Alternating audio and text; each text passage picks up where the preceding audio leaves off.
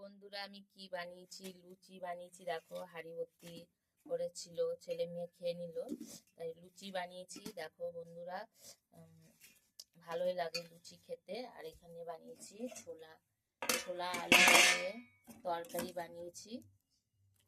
ছোলা আলু দিয়ে তরকারি, লুচি দিয়ে ছোলা আলু দিয়ে তরকারি খাবো, খুবই ভালো লাগে।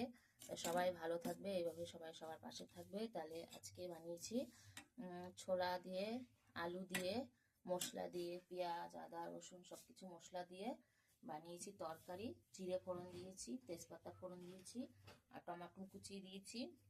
টমাটো মিক্সচারে মশলা করার সময় দিয়েছি, পেঁয়াজ কুচিয়ে দিয়েছি মশলার সঙ্গে কষিয়ে। আজকে রান্না করেছি ছোলার তরকারি। ছোলার তরকারি বানিয়েছি, ছেলে মেয়ে খাওয়া হয়ে গেছে, আমাদের খাওয়া হয়নি। আর এখানে যে লুচি বানিয়েছি, লুচি খাওয়া হবে, আমার বর আর আমি খাবো, এখনো খাওয়া হয়নি। সবাই ভালো থাকবে, টাটা বন্ধুরা, বাই।